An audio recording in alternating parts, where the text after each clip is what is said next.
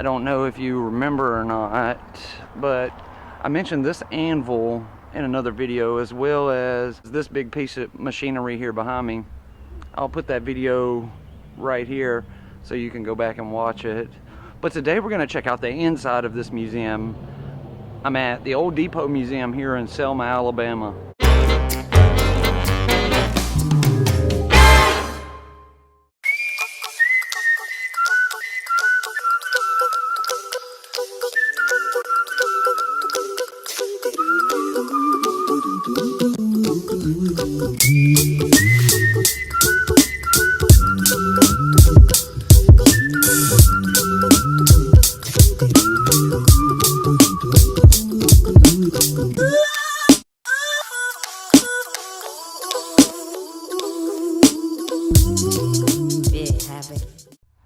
Just a reminder of what we saw out here before.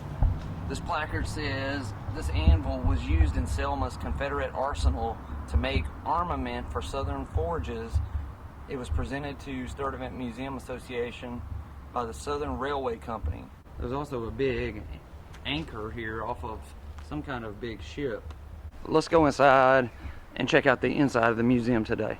Right when you come in the door, they have cases with artifacts set up. In this very first case, there's a pair of drumsticks. These drumsticks were used in Napoleon's army. They were brought to America in 1819. This bow and arrow was made by the Apache Indian chief Geronimo while he was imprisoned here at Mount Vernon.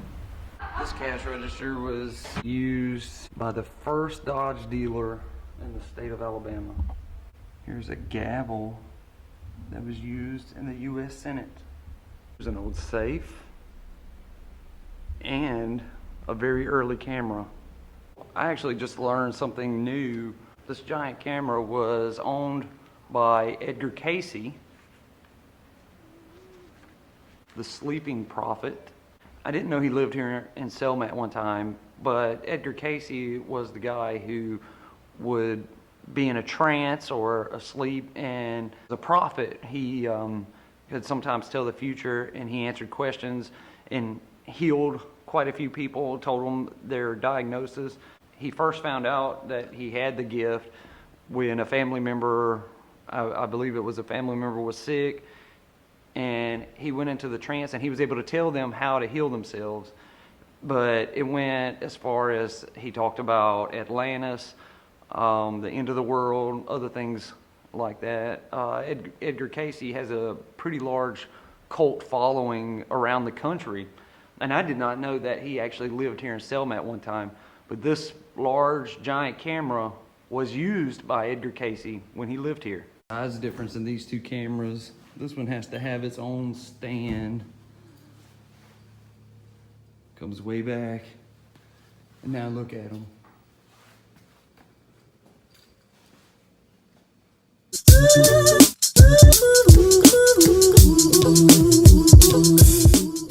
There's an old bicycle hanging from the ceiling here. This whole case here is a collection of old typewriters. Look at these old conductor hats. Wow, Adam the Loon would appreciate that. This old piece of Disney memorabilia. Trouble, but when you worry, you make it double. Don't worry, be happy. Here's a case with some weapons in it. A 5.2 caliber Spencer rifle. Look at these old ordnance. Wow. Cannonballs. All of this is from the Civil War. There's a tray full of bullets. Here's another display case with some old bullets and canister shots. All these bullets were recovered from the local battlefield here, the Battle of Selma. The old Confederate flag, Civil War era children's shoes. These are shoulder tassels for a soldier's uniform. 7-inch book, rifle, cannon. This was attached to a giant ship. This ball here is one that you can see go inside of these guys here. That old Confederate flag up there in the middle of it, stitched in it, says Jefferson Davis. And the X. There's a whole wall of firearms from the Civil War. And now we enter a room that's dedicated to Bloody Sunday. First thing when you enter the room, directly to your right, it's an old voting machine.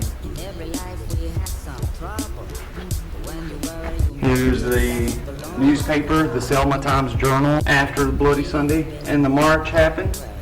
This uniform here was an official Dallas County Sheriff uniform that was actually worn on Bloody Sunday. This uniform was worn by Officer Lamar Salter during the Bloody Sunday attack.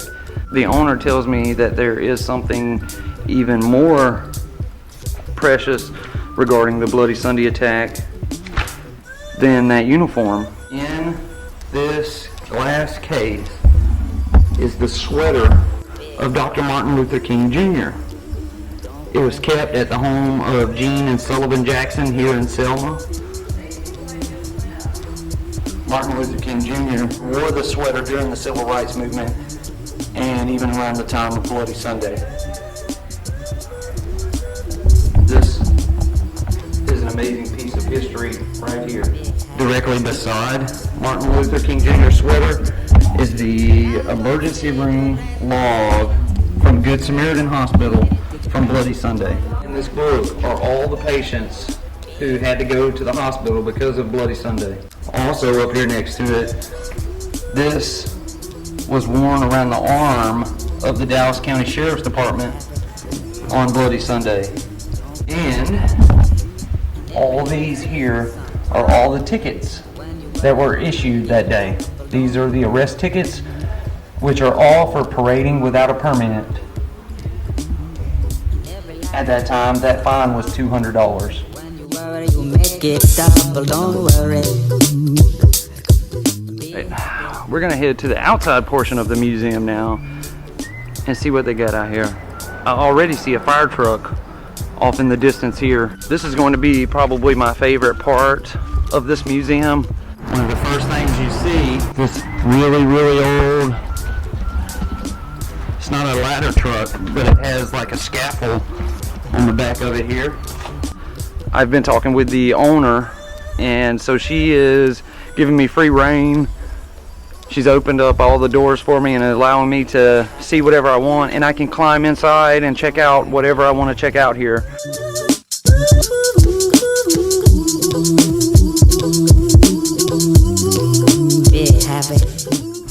Alright, we are inside this old fire engine. Emergency shutdown. Here's the next fire truck. Don't worry, be happy. Landlord say your rent is late. He may have to litigate. You can see here how the weather has taken its toll on it. And even more than that, it took its toll on the inside here. Still a beautiful piece of machinery. The owner of this museum told me that this fire truck was donated to the mayor of Whitehall, and he took it, and instead of putting it up for show, restoring it, whatever, he took it and put it in his backyard, and it sat there for years and years and years. Several years ago, he called a tow truck to take it to a scrapyard and get money for it. The tow truck driver then turned around and called this museum. The tow truck driver said, the scrap price is this much. If you can come up with that much, I'll bring it to you instead of scrapping it. So they came up with the money and was able to purchase it then, instead of letting it go to scrap where it would have been destroyed forever. I just can't believe he was going to send it to the scrapyard though, instead of saving it. Sitting off to the back of the property is this building here. This is their firefighter museum. And I'm going to tell you, I was completely shocked when I walked through the door. Check this out. Immediately when you walk in, there's an old firefighter Here's a bell from the fire station. But this is one of the mats where they would catch somebody who had to jump from a tall burning building. But what's even more impressive is what was behind me.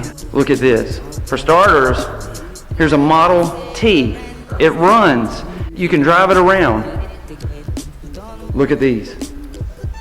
Here is a horse-drawn fire engine. It's been repainted, but other than that, it's in original condition.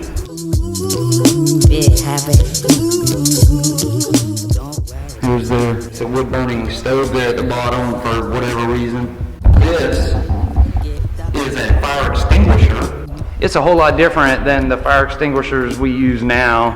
They also have fire hose. It would have just rolled out there like this. This thing is super cool. The person would have sat here, and horses would have been connected, and they would have rode down the street to wherever the fire was. Here's a roof ladder with hooks that would grab a hold to a roof. Then we get to this fire engine.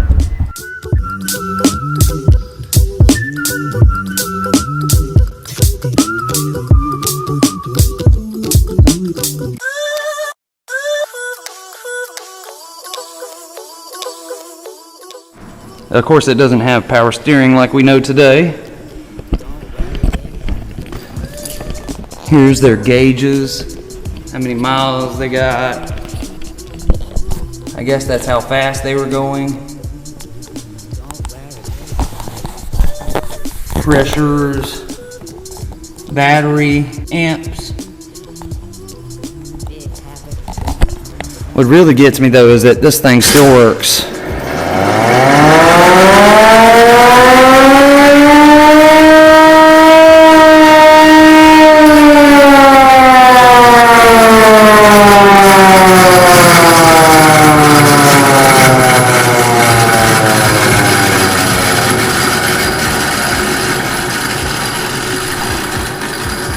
These lights you can see here, and there's one in the front.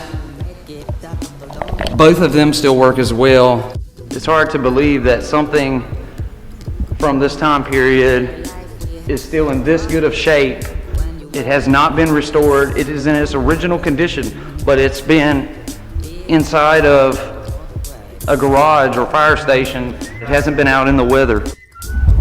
Here's an oxygen mask that they would wear running into a burning building. Man, this American LaFrance fire engine is from 1926. This place here is like gold. The Model T is actually from the 20s as well. See, here is the crank knob to crank it up. Everything still works on this Model T. The headlights, or they do drive around. They drive it around in downtown Selma here. What's interesting to note is it doesn't take a car battery. It takes a lawnmower battery.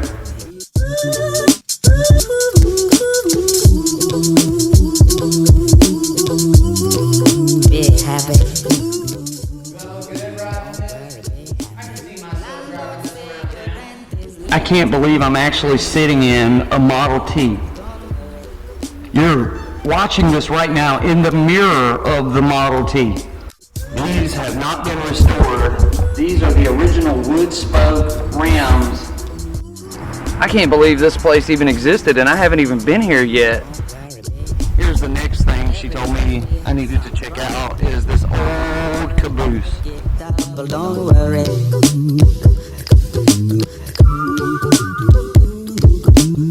In every life we have some trouble, but when you worry you make it. You've got to check out this toilet. This is a primitive toilet, I'm going to say. Here are areas up here where you can sit and look out the windows.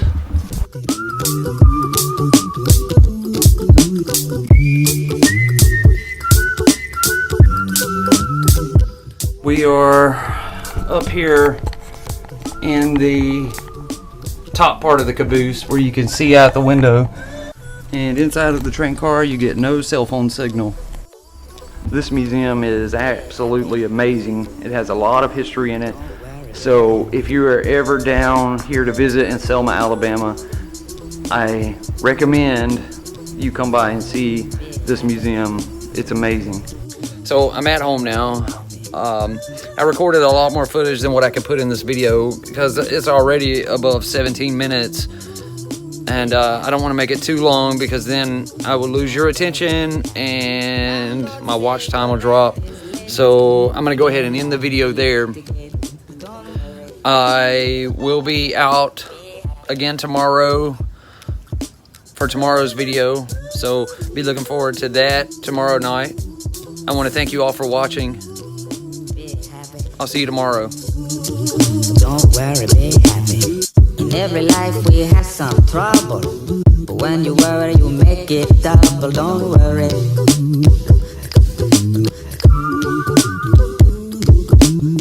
In every life we have some trouble, but when you worry you make it double. Don't worry.